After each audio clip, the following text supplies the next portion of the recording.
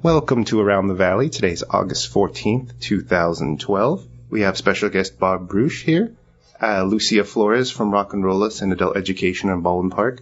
Myself, I'm Sean Tellis from Mid-Valley News, and Art Landing from Rosemead, Kiwanis. Take it away, Art. Well, thank you very much, Sean. We're very honored to have with us the man who some might call the Renaissance man of Rosemead because he has been the mayor, he has been a teacher for many decades, he is presently on the Garvey School District Board, and he is one of a handful of people in all of Southern California who has won the Millikan Award, which those of you who have seen the movie Stand and Deliver with Jaime Escalante, you know, goes to very, very few people in Southern California. Mr. Escalante was the first, I believe Bob was the second, to get it in Southern California for outstanding contributions to the field of education. So I'm very, very happy to have with us today Mr. Bob Bruesch. Wow, Bob, that's amazing. Thank you so much for joining us today. Thank you for having me. This is kind of the end of a dream for me because I'm a San Gabriel Valley boy. Came here when I was about 14. Spent my whole adult life in and around this valley, and I call it my home. That's great. Well, you're in the perfect place because we are all in love with the San Gabriel Valley here. So you said you moved here when you were 14. Where did you come from? Where did you go?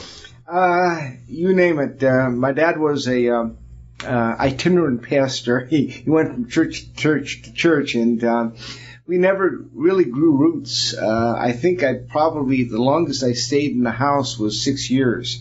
And when we finally came out here, I was still moving around.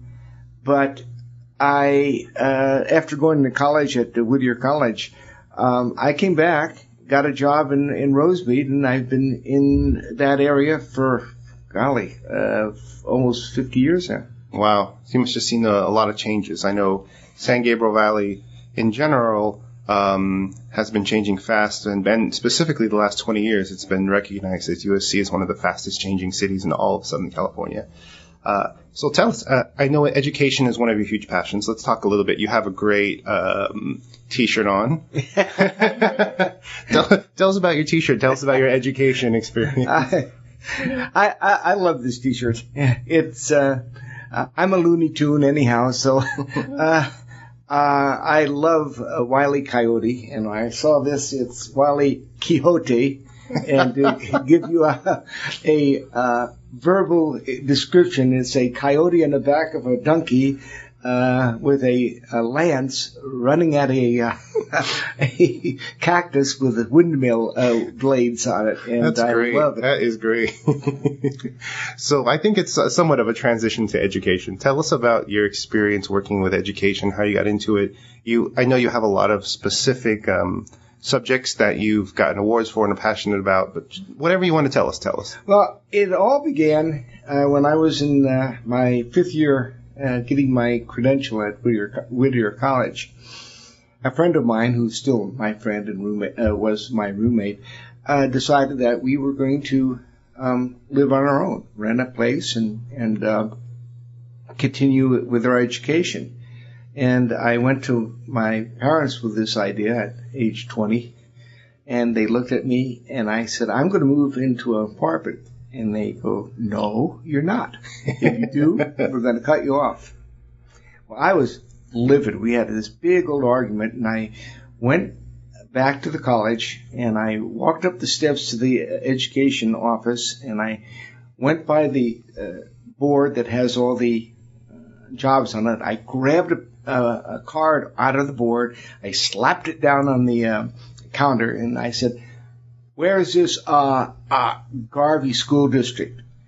And they said, oh, it's in Rosemead. I said, where's that? And my roommate and I, after I interviewed, I said, I don't know. I've never heard of Rosemead. I was thinking more of, East Valley, that type of thing, he says. And I said, well, I can take anything for a couple months. And this is 18 months max. That was 45 years ago. Wow. Just recently, just to get off topic for a second, I was reading a book about the history of Rosemead. And you gentlemen probably know much more than me. I'd love to hear the history that you know about Rosemead. But it was started by, from what I read at least, the person who owned Sunny Slope Ranch, which is kind of closer to the foothills. and he had some ranches. His name was Rose, and he had some stables and whatnot in the current Rosemead area. Is that correct? Yep. Yes, he owned, actually his ranch extended clear up to the Lamanda Park area of East Pasadena.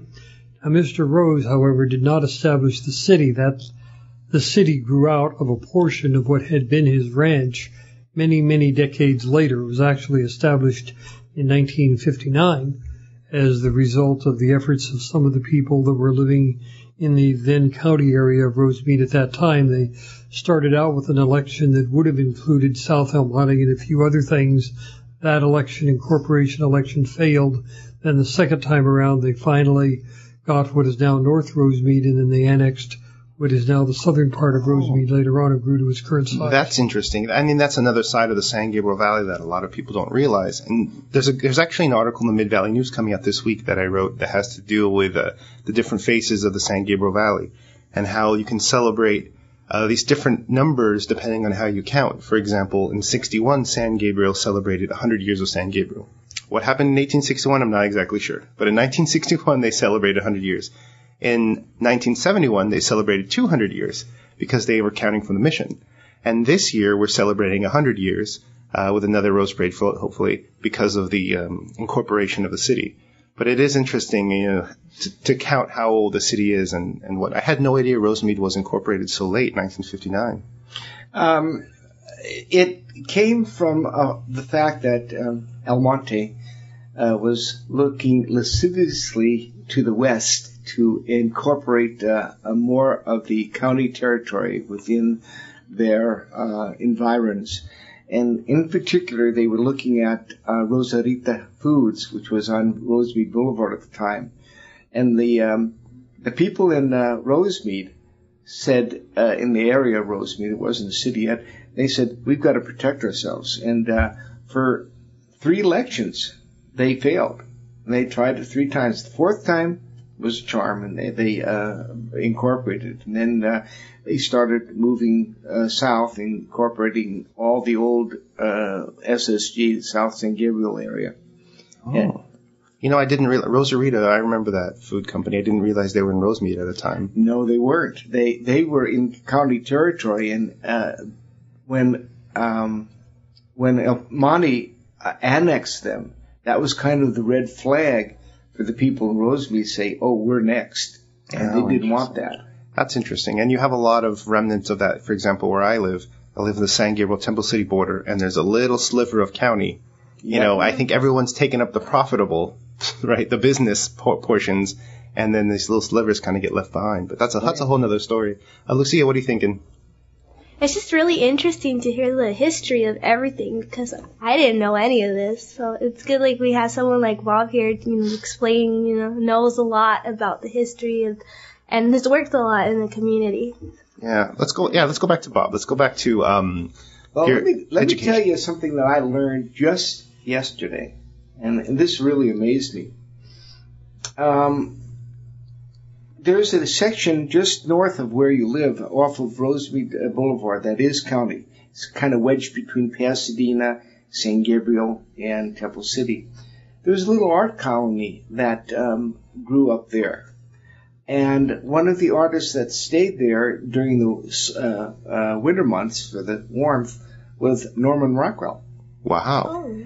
And he was, at that time, it was in the late 20s and 30s, he was at the height of his career and drawing the covers of magazines, Saturday Evening Post and others. Now famous at Hometown Buffet. I had no idea that really, that had happened. And I looked it up on the internet, and sure enough, he did live in that area off and on for that time. Wow. That's amazing. Is that the area that sometimes people call East Pasadena? Yeah. Yeah, you're right. How interesting. Well, let's get back into your education work because we left off the story. You had found Rosemead. What happened next? Or it had found me. It found you. I began teaching in Garvey School District, and the history of Garvey School District is another complete story. It was actually chartered in 1880, 89, 87, something like that. They celebrated the 100th anniversary about 20 years ago. And it was serving an area that had gone through a great change in population. Just after the war, the land was subdivided into long lots, and the reason why they were long lots were they were old truck gardens. That whole area around Rosemead were truck gardens. What's a truck garden? Truck garden is a small, long patch of land that they laid out where it was just about a truck wide, and the people would grow vegetables like that and sell them at farmers markets. Oh, okay. And they also, it was also an area, believe it or not, of raising rabbits. When I first got there, we could go to some of the deep lots and see the hutches still there. Oh, wow. And as they converted these long lots into rentals, and they were small rentals, a great number of Hispanics were moving in there, and the old farmer types were moving out. So we were in a really quick cultural change. It took about maybe 15, 18 years to change the population mix to where our school district was almost 90% Hispanic at one time. About what year was this? This is 66, 67. And when I began teaching, I began teaching in the middle of the year. And I taught in a 7th grade self-contained class. They didn't go from class to class to class. I taught everything. And I had 42 kids in my class. Wow. And being that we are in a heat wave, they were in the school was built to have air conditioning, so they had no windows in the rooms, but they forgot they didn't have the money for the air conditioning. Oh, no. Yeah, we would have during September the room temperature would go up to about 102. And we were expected to get those kids to learn in that type of condition. So that was my initiation into the teaching career. Wow. And then you taught in that same school district for how long? 45 years. Wow. And well, actually, I didn't teach. I taught for almost 40 years, but I've been on the board for about almost 10 years. Wow, that's wonderful. And was most of your work in the junior high age, or 5th, 6th, 7th grade? Yeah. Got it. And I noticed on your resume, which is, if it's okay with you, we'll post online because it's just so amazing. But you had some interesting specialities, right? Yeah. When I was younger, I was not able to do a lot of athletics because I had had rheumatic fever, and for about almost a year I couldn't walk. And therefore, I was overly protected. And one of the things I really liked was sports. And I kind of lived vicariously by following the Dodgers when I was going through junior high school. And when I got into education, one of my things was, we've got to get these kids. Oh, I'm sorry. We got to get these kids involved in getting outside, not watching the TV. Back then it was TV, not video games. Get the activities going. And the other thing that I noticed was that there were no activities after school for the kids, and everybody was wondering why we had gang activities in the area. Well, after school, what did you do? It was nothing, So I began getting involved in all sorts of activities, including Little League Baseball. I started a soccer league, which had not existed in Rosemead ever. We finally got up to about 130, 140 kids in the league. We started an after-school science club, which took weekend trips, and actually we began taking a weekend camp out with parents helping us. Then I worked with the El Monte Boys and Girls Club. Clay Hollipeter, if you ever met him, he's a real icon in Boys and Girls Club. And we started taking the wannabe gang guys up to Mammoth Lakes, putting backpacks on them and walking them along the mountain trails, the Muir Trail up there. And it was fun for me to watch these guys that wanted to show their bravado so much. All of a sudden, when they were out and they were away from the city and away from their buddies and like that, all of a sudden they became kids again. They weren't showing off; they were scared. And I think one of the things that really defined my attitude toward kids is that the activities, the experiences I had at the camp, and telling this ghost stories and teaching kids how to canoe and all like that. It gave me another side of kids that I didn't have in the classroom, and it made me aware that we can do as much as we want in the classroom and try as much as we want, but if we can't help them in their home situation, in the neighborhoods, our battle is lost, basically, in a lot of these kids. So what I tried to do was really become part of the community, so I knew what the needs were, and that's what kind of shaped the way I approach teaching in the community. Great. Well, let's take a break and we'll get into your community work, because I know that's also extensive. And I want to get a little further into the award you won. The how do you pronounce it again? Milliken. Milliken? Milken. It's Michael Milken, the junk bond king. I also want to get into the Milken Award that you won, because I think that's interesting and fascinating, and more people should know about that. So we'll take a break and we'll be right back.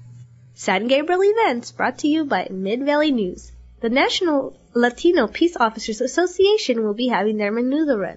The 29th annual Al Rivera Menudo Run 5K 10K Fun Walk will take place Saturday, August 25th at Whittier Narrows Lake Park, 823 Lexington Gallatin Road, South El Monte 91733.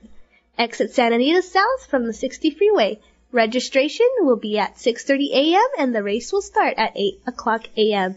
The race, music, food, raffle, and fun will be available for all. To register, visit www.sgvchapter.com. That's www.sgvchapter.com. Proceeds will go towards scholarship funds for local students. Welcome back to Around the Valley. I'm Lucia Flores here with Sean and Art and our special guest, Bob Bruesch. So, Bob, we were talking about your community work. We were just about to get into it. And I know you've done a lot of things. You're currently in the Garvey School Board, Governing Board, School District Governing Board. You're past mayor, correct, of Rosemead. Yep. Of course, Rosemead Kiwanis, which is how I met you. And you're involved in a lot of different community activities. So feel free, just dive into that however you'd like. Well, I realized that if I wanted to accomplish what I wanted with the kids, that I couldn't do it by myself.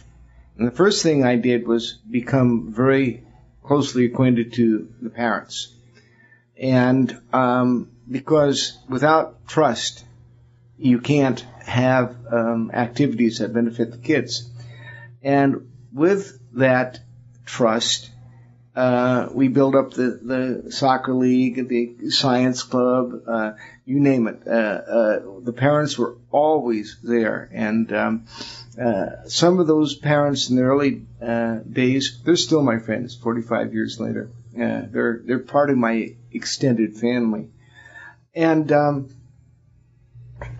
so I became involved. At first, I was an optimist.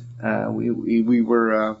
I got in there because they had a speech contest. And for those who don't know, an Optimist is a fraternal organization. Yes, it is. And also, they are optimists. They're always positive. And I was in the forensics when I was in college, speech contests like that. And we got kids involved in public speaking. And I wanted my kids to participate in this. And then I heard about the Rosemead Kiwanis Club. Well, when I was bedridden, we had to get special treatment. I still remember it was called we called it Oreo cookies. It was a medicine, Oreomycin, but we called it Oreo cookies. We had to take it. When you said you're bedridden, it was when you were a child. Yes, I was about 4. Okay. And we had to go out to the Children's Hospital in Santa Monica. And my dad, being a pastor, couldn't afford it. So the Kiwanis stepped in and helped pay for our doctor's service. And he was out in Beverly Hills. In fact, I can remember going to the doctor's and seeing Rosemary Clooney in the doctor's office. Wow. And, it was, I didn't know at the time who was she, but Jose Ferrer was there, Peggy Lee. Anyhow, years later, when I heard about the Kiwanis Club, I said, oh, golly, it's a natural for me. I wanted to become an active member in the club. And the Kiwanis Club in Rosemead, and I'm saying this without being forced to by Art because he's a dyed-in-the-wool Kiwanian, it's become part of my extended family. It really is an important part of my life now because now I'm giving back through the club what they gave to me. I think it's great, and I think Rosemead Kiwanis especially, I see you guys everywhere. I'm all over the San Gabriel Valley, but anytime something's happening in Rosemead, I see Rosemead Kiwanis, presence, and I think that's important for, a lot of community groups. They've kind of become, and I'm talking all community groups, they've become just a place to hang out and see old friends and remember times. And there's a place for that. That's important, But I think what's great about Rosemead Kiwanis is I see you actively, pursuing every avenue, collaborating with people from all different, ages and walks of life.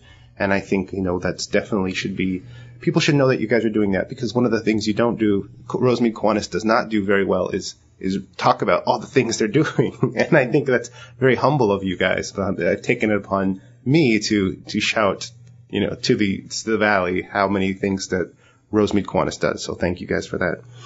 So back to your community work. You got involved with the Rosemead Kiwanis. You got involved with the parents. Where did that lead ultimately for you? Well, a couple things happened. First of all, the parents kept on telling me, well, why don't you get married and have kids of your own? And I kept on saying, well, I'm too busy. And one of the parents came to me one year and said, they have a program in the county at this time. It's called Single Adopted Parents. And you have to sign up, and they have to go through real tight scrutiny. And you are paired up with a child, and you become the adoptive parent. And we're hoping that, they adopt. So I became involved in that, and I took the training, and they did the screening, and in 1977, I was told that there was a young 11-year-old boy in my school district that was ADHD and had problems, and they placed him with me, and that was 77 to now, and I adopted him. He's produced 4 wonderful grandchildren for me. So it really gave me a different perspective on what kids go through, because he was a special needs kid. He had a lot of anger in his family. He had been in 22 placements in 11 years. Oh my gosh. It was, and in and out. He needed stability. And basically what it taught me in terms of dealing with kids is that kids need stability everywhere they go. If you are a laissez-faire type of teacher, you do whatever you want, you're not doing them any good. They have to have some structure in their life. They have to have something, guidelines, and it really matured me in the attitude toward kids. I knew now that trying to be every kid's buddy was not what the job was. My job was to give them structure and help them learn and become adults that were capable of making good decisions. So is that how you got involved in the school district or the city council? Actually, that came a little bit later. They had our school was in the redevelopment area, and they had widened the main street, Walnut Grove, next to my school, but they had taken away the crossing guard, and the parents wanted the crossing guard to stay there. They were worried that the kids, went from a 2-lane highway to a 4-lane highway, and they went to the city council and they got nothing. And a couple of the parents came to me and said, "Mr. Rich, you gotta go and you gotta help us." So I did. I went to the city council and I spoke, and I just had the feeling that they weren't listening. You really weren't listening. So I started writing letters to the editor and, what about us? We're the forgotten group. We're in the Garvey district. We're not in the Rosemead school district. Is the freeway the dividing line between, Rosemead and the rest of us? And a group of people approached me and said, "Why don't you run for council?" And I did, and I won. I was amazed because I beat an incumbent. Yeah. What was that like, being in city council for the first time? Was it something you feel like you were prepared for, or? No. I was scared, stiff. It was, I had a lot of ideas about, having seen it on TV and like that, of what city council work was. And when I got on the council, I realized I was one vote, not 5. And in order to accomplish some of the things I wanted, I had to gain their respect and trust. And in the first couple months I was on there, I didn't do that. I mean, I was way out in left field because I really didn't know the inner structure of what was going on in the council. It took me a good year before I understood that even though I didn't like some of the policies of other people, I had to compromise on certain things, but I wanted to, do what I wanted to do.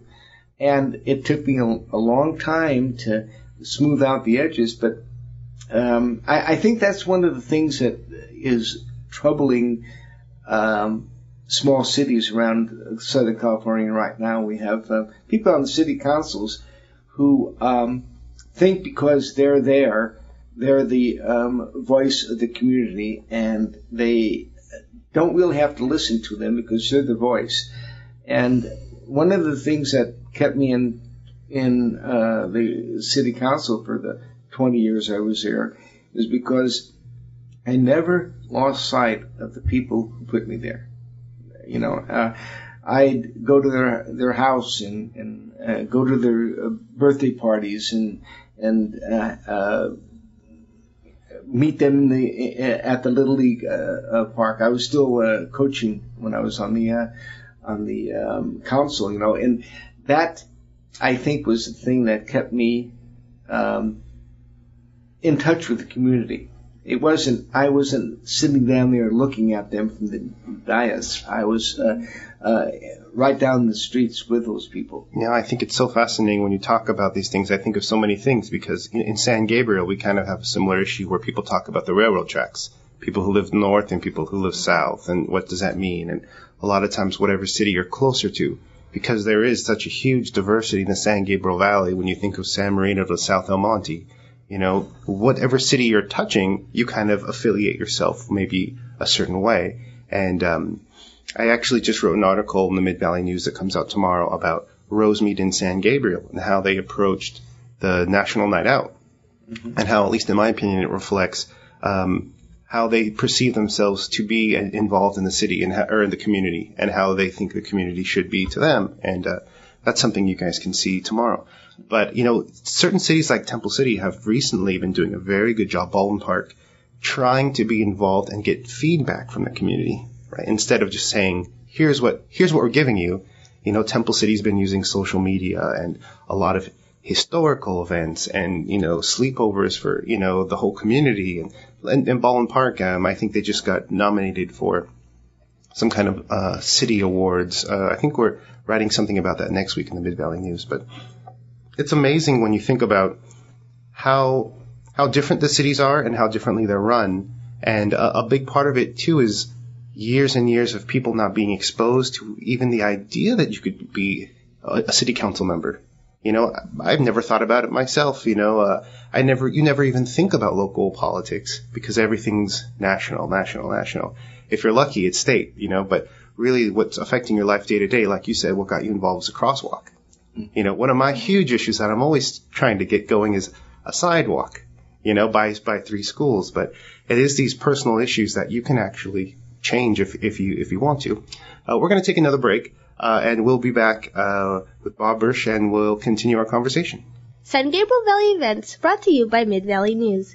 Legal planning for cancer patients will be available Tuesday, August 28th. A presentation for cancer patients covering estate matters will be given at the Cancer Support Community in Pasadena on Tuesday, August 28th, from 6 p.m. to 7:30 p.m. The presentation is free. An attorney at William Christian will discuss planning for wills, trust, advanced health care directives, and POLST at low or no cost. He will show how completing the necessary paperwork will ensure security, comfort, and peace of mind for cancer patients and their families. Location is the Cancer Support Community in Pasadena, 200 East Delmar Boulevard, Suite 118, Pasadena, California, 91105. Reservations can be made at area code 626-796-1083. You can also visit www.cscpasadena.org for more information. And we're back on KMVR with Bob Bruesch, our special guest. And Bob, you were telling us a little bit more about what you were doing. My career as teacher, and I always will call myself a teacher, because that's what I do, was kind of developed over the years because I had so many different activities, different experiences. And there were a couple of defining moments. My adopting a child that gave me completely different perspective on the needs of special needs kids. I did also spend a year and a half running a reading program on the Indian reservation in South Dakota. And, to be where real poverty is, where the unemployment rate was almost 60%, alcoholism was about 80%, where we had to sober up 5th grade kids on Monday morning, where I lost 2 of my students, a 10-year-old and a 9-year-old, because their parents locked them out in a blizzard and they froze to death. These type of things really it showed me that, being in that classroom with children, you really do have the ability to shape a person's life. And when you start thinking of that as a professional, not as a job, but as a professional, when you start thinking about shaping children's lives, all of a sudden everything else becomes unimportant, because you do have that quixotic thing in your mind that you're going to help these kids become better human beings. And that gave me the ability to go out and above what the educational gives and takes and the swings of the pendulum, and say, that isn't important. What's important is what is happening in the classroom. And what is happening in the classroom is you're interacting with kids, and kids are interacting with each other. And now kids are interacting with technology. And you are there to guide them to be able to make wise decisions.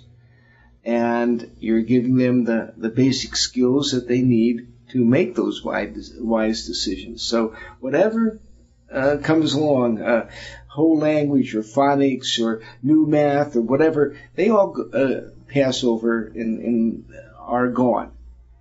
The key to success in education is being a teacher who understands that you are a professional. Think about it. Teachers get as much education as doctors. They're always going back to school. They're not paid as well as doctors. I don't think they have the same social status as doctors, but in a way they have the same task: to make someone well, not in their body, but in their mind. And I have kept that in my mind throughout my life, in saying, but wait, teachers are important, but you have to treat them like professionals and not like employees.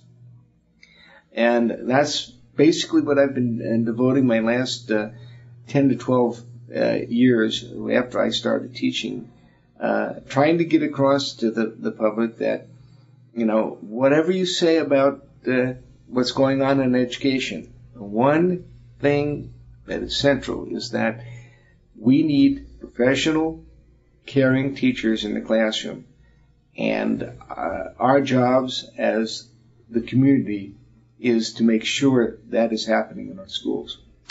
Bob, one thing that I have noticed in my own familiarity with you is your commitment to the fine arts. Yes. You have brought things to the California Mission Inn. You attempted to get a conversion of the building on Valley Boulevard that had been a restaurant into a local theater. Unfortunately, it didn't work out. Would you like to tell us about some of those efforts? Well, I came from a very musical family. My mom sang. My dad went to Juilliard and wrote music and played the organ. My grandmother was a piano teacher. My aunt played every instrument that she could get her hands on. And I grew up taking piano lessons, but when I was about 12, I became more interested in baseball than piano, and I said, I'm not going to do that anymore. And when I was in college, it was one of those all-nighters. I was getting ready for finals, and I took a walk across campus, and I ended up in the student union, and there a piano sat.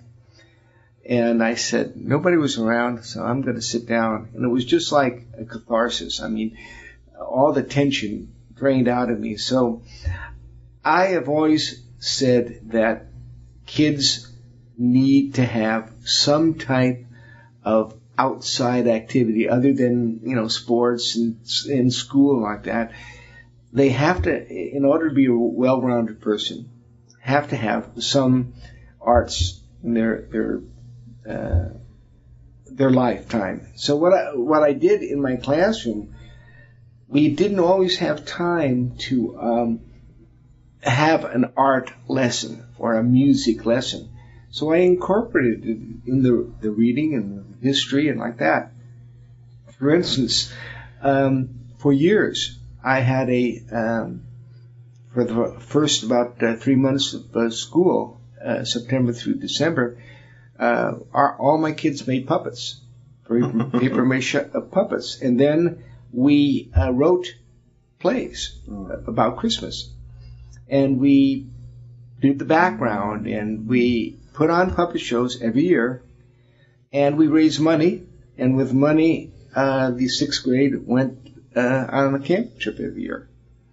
And to this day, I have adults coming up to me saying, I still have my puppet. And that was 30 years ago. Yeah. Let's talk about the arts in present-day education. I think there's a lot of difficulties with the model of education that we have today. And, some of the things I've always been thinking about or I've learned about is, the bigger questions like summer. Should summer exist? Is it based, even the times that school should start and school should end, with a lot of families that have both parents working nowadays, is that conducive? But arts is also a very big topic, and the place and money for arts. I know, it gets very complicated in the way that funds are distributed from, the state to the districts to the actual schools. And a lot of times I think they just made a change more recently, right, to give some type of flexibility. But a lot of that means, then they cut out the more quote unquote expensive programs, which are a lot of times the arts. And am I on the right track, or? You're on the right track. The thing of it is we in education know that it's got to be more than reading, writing, arithmetic. To be a full-rounded individual, you have to have some arts. You have to have physical abilities. It has to be an entire approach. And a lot of teachers say, well, I don't have time for that. And in a way, that is true, because they're being shoved into the teach, test routine. And what I do, I teach teachers at Whittier College for about 3 years. I've done that. What I tell them to do is, you don't have to get away from the academics. You incorporate the arts, the music, the all that stuff into what you're doing. For instance, in the 6th grade, we study Egyptian and Greek and Roman history. I love it. That was my favorite. When we did Egyptian history, my kids listened to Aida, and we read the story Aida, and those are the type of things that really good professional teachers are capable of doing. You don't have to have a music class. Some schools do, and they have wonderful people doing that. But those schools that don't have that, there's ways to infuse the arts into education, and it has to be done. It just has to be done. Right. Lucia, you look like you're thinking about something. Oh, no. Well, I was going to mention that I've worked several years in adult education, and you see how art helps even adults when they're taking English classes or any other type of classes. You see how art can amplify their learning, because several teachers that I know at the school I work at, sometimes they'll use they'll incorporate art projects into their learning English, or they'll incorporate, like you say, music. And a lot of the times the ESL students really enjoy those more than, how you say, it starts getting to a point where it's like they're just taking tests and, I'm practicing to take those tests. But I've noticed that a lot of the students, you see the joy in their faces when they see their artwork on the walls in the hallways, and all the other students are reading, and it's just, art helps them so much, and music helps them so much, even at the adult age, so. Interesting little vignette. When I was on the city council, the Rosemead School District, which serves the northern part of the city, 5 schools, and they got a grant from the LA County Arts Commission to do a mural at every school. And each grade level was able to, at each school, was able to submit an idea, and they used at-risk kids to fill in the drawings that the professional artists produced out of those ideas. Well, at one particular school, the fifth graders were having a big battle. The boys demanded that they put up a mural about baseball. And the girls demanded that they put up a mural about dinosaurs. So that school now has a mural about dinosaurs playing baseball. That is a great story. Yeah. It's just so interesting. It's like a lesson in creativity, to find as many ways as possible to teach a single subject, and then like you said, a professional does that, properly. And something I'm always impressed with teachers is that like you said, you never stop learning, you never stop going back to school. And some people think, well, you make a curriculum, you use it every year.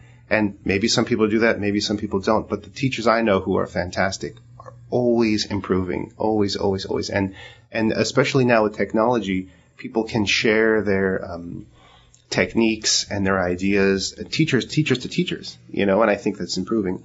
And speaking of teachers and sharing ideas and that, we're going to take a break, and we're going to come back and we're going to talk about how our guest is connected to Edward James Olmos in an interesting way.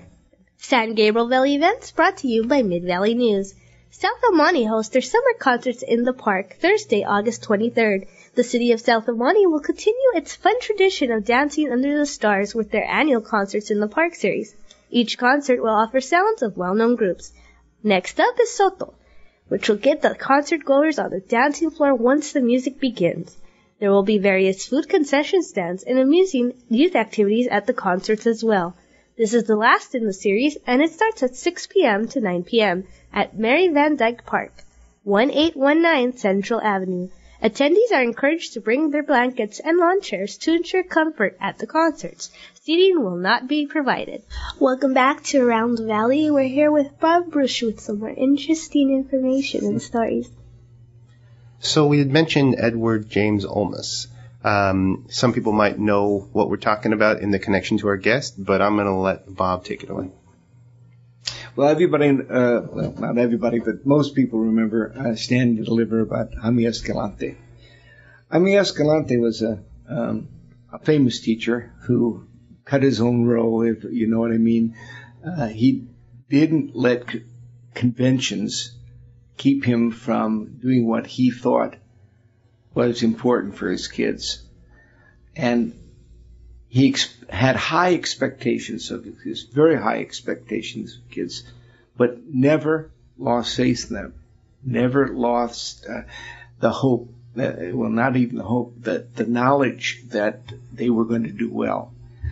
And Jaime Escalante taught for many years in East LA, and his kids did exceedingly well in their math courses, went on to calculus in high school, and were able to take college classes, and it was all in the movie. Jaime Escalante was very well awarded. In fact, he and two other people are the only California teachers in the National Teachers Hall of Fame. I happen to be one of the other two, and I've met him a couple times, and we discussed the best approach. And he's a crotchety guy. I mean, he likes to snap and growl, but he said something that I truly believe. He says, if the state and all the federal guidelines just got off our backs and let us teach the way we know how, everything would take care of itself. And I think that's been one of my guiding principles too. Give me the outlines of what you want to teach. give me some instruction on knowledge of kids and developmental learning skills and so forth and so on, and then let me decide how to approach the kids, and let me decide how to remediate the children. All teachers have been through what I call the pendulum swings. I mean, each year you look up at Sacramento, that's our nirvana, or our Mount Olympus, and we say, okay, ye gods of education, give me what I'm supposed to teach.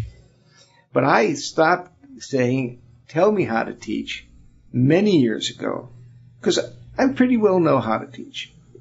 And if I needed help in a particular area, what I didn't know, I'd go to another teacher who did well in there, and I said, okay, tell me, what are you doing different than I did? And the communication between teachers and in the schools, the communication with teachers within their neighborhoods.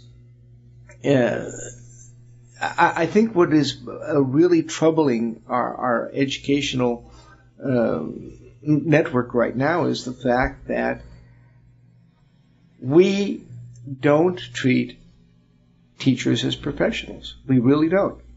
We expect them to do a job and produce results which are test grades. But that isn't what teaching's all about. Teaching is about changing people's lives, kids' lives. And if you're only looking at the goal of getting a grade on a test and not getting knowledge so that you can become a lifelong learner, this is one of those saws that has been thrown out. We want lifelong learners. Well, what does that mean? It means that a kid has curiosity, has passion. They like to explore. They like to find out. If that is missing in education, if kids are just learning things to reproduce on a test, they're not really being educated. What's interesting, and this I've come up upon in the last about 5 or 6 years, I'm getting calls from educators in China. And what they're doing is setting up what they call American institutes over in China, where kids can go to school over there and learn the American model. Now, you ask what the American model is. It is the inquiry method. The historic Chinese method of teaching is memorize this, memorize this, memorize this, test. Memorize this, memorize this, memorize, test. And they found out that when their kids were highly educated, high grades and tests, when they went to the universities and competed against the West, quote, they were incapable of thinking on their own. They had to be told what to think. And I came upon this quite by mistake a couple years back when I was teaching, tutoring immigrants from China how to write, because they were doing terribly poorly on their writing tests. And I'd give an assignment to those kids, and they'd look at me and say, well, what do you want me to write? I said, well, write your opinion. Well, what do you want me to write is my opinion. I said, what do you think about it? Well, what do you think about it? And I said, I don't care what I think about it. And so what this tells me, the Chinese government is looking at our type of education system, and they're saying to their students, you got to go over there because you need to help in training in thinking for yourself. And yet we're being told by the powers that be, no, you got to teach the kids this letter first and this sound second and this math first. And by the way, got to test them all the time and find out who's passing, who's not. And when they do pass, they go in one track, and they don't pass, they go to another track. give me a break. I mean, that isn't what education is. Yeah, and I think, this quest to try to hold people accountable, teachers, schools, districts, states, it ends up having this negative effect of, at least from what I've read, schools historically and currently don't have as much money as they should to do what they're asked to do. Never. Right? And so it becomes, okay, well, at least we can't lose funds, right? Which means we have to make sure kids show up, and we have to make sure now that we get these numbers. So, and then it ends up, of course it's always the negative story that gets the press, but people cheating, schools cheating, right, to get these test numbers. And then, like, at the end of the day, how does that serve children at all?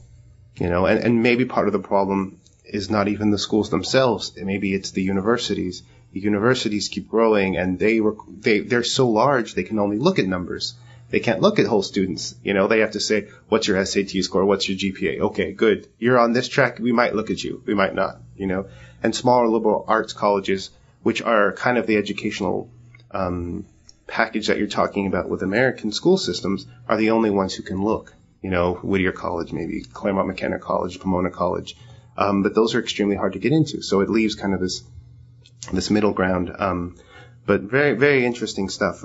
Was there anything else we wanted to touch upon these subjects, or any other subjects? Well, one of the things, and the reason why I go around and talk to people like this is because I am frustrated. I really am frustrated with what's going on in education today. And as I say, as long as we continue to say the problem is the teachers, the problem is the teachers' union, the problem is no money, we're looking at the problems. The essence of what education is what is happening in the classroom, the personal interrelationships in the classroom. And the instruments that we judge teaching on don't even look into that. They don't say what is really happening in the classroom. They look at bulletin boards and say, oh, your bulletin boards aren't colorful enough. Or they look at the room and say, well, you have too many boxes on top of your shelves. Or not enough of your kids passed test number 4A and 5B. What an observer needs to do in any classroom is to sit and watch and listen. Sit and watch and listen what the teacher's doing, what the kids are doing, what they're saying to each other, how they're using technology. Are they thinking for themselves or just repeating what the teacher says? These are the type of things that really are the essence of education. And it's made the American education system quite different from the rest of the world. And that's why we have the ingenuity. That's why we have Bill Gates. That's why we have Mark Zuckerberg. These are products of school systems. Listen to them. They hated homework. They hated what was going on in the classroom. Everybody says, Albert Einstein flunked algebra. Yeah, because he was in calculus when he was in sixth grade. Well, why put him through something that he already knew? He's bored stiff. And if you're not connecting with the kids, if you're not getting them to, start the wheels going in their head, and all you're doing is providing them information so they can pass a test, that's not education. That really isn't. That's passing tests. Yeah, and then taking everything you said, which is amazing. When you take it to the San Gabriel Valley, to our local level, we have this additional dimension of diversity, which is wonderful for food and whatnot. Oh, but yeah. when you're in a school, when you're the teacher and you have to understand, not just Vietnamese culture, but the differences between, Chinese ethnics from Vietnam and, Vietnam and then Thailand and, El Salvador and Mexico and all these different languages and cultures and backgrounds that these children are coming from. And, tapping into that and trying to, utilize that, you have an additional problem that a lot of people in other places in the United States don't have. Let me tell you a story that really affected me. One day after school, the kids were hanging around, and I had a boy from Nicaragua, and El Salvador. And he only spoke Spanish. He was learning English, and I spoke Spanish. And I had a boy from Vietnam.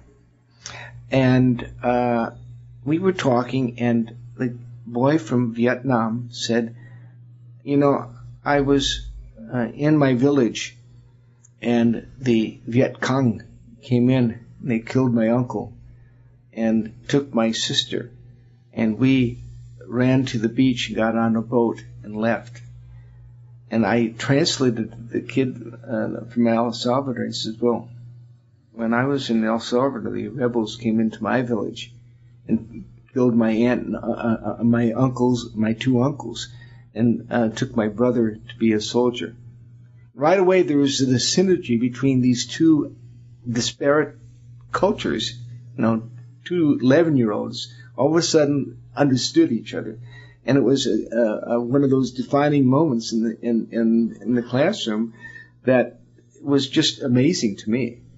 And that was Rosemead, California. Yep, Rosemead, California. Yeah. Amazing. Yeah, we live in an amazing place. That's a great story. Thanks for sharing that. Gave me the chills. Well, thank you for joining us. This was a really interesting show. You have so much. Feel free to come back anytime you'd like. I'm retired, so you can pick my brain anytime you want. That's great. Yeah, that's great because there's nothing more important than education, and a lot of times people, with education, it's like movies. I went to school, I watched a movie. I can criticize that with the expert level, and it's not unless you. A quick commentary. Yeah. I despise teacher movies. I despise. First of all, kids don't act like that. Yeah. Kids in teacher movies are actors. They're not kids. And teachers don't act that way. And the last one was called Bad Teacher. I was livid when I saw the coming attractions. I said, oh, here we go again. That is great. Bob may say that he is retired. By that he means he is no longer working an 8-hour workday for a salary where he has to sign in and sign out. But let me tell you, this man is busy doing so many things, from the Rosemead Cemetery Board to the Board of Education to what he does with Kiwanis and the Mosquito Abatement Board that he is also on, and a few other things. If this is retirement, I'd hate to see what an active life is like. Great. Well, thank you again for all your community work. It's so important, and it's hard, and it takes a lot of dedication, but it's definitely needed. So thank you for that. My pleasure. Yeah. Does everyone want to just sign off and give a way to contact you? This is Lucia Flores. You can listen to Rock and Rollas here on Mid-Valley Radio every day of the week. Hart Landing, Rosemead Kiwanis, rosemeadkiwanis.org. I'm Bob Bruesch, and you will not be tested on how to spell that. And I've worked for Garvey School District for 45 years, and proud of it. That's great. And I'm Sean Tellis from the Mid-Valley News. You can contact me at sean@midvalleynews.com. That's SEAN. Thank you for joining us, and we look forward to next week and seeing you around the valley.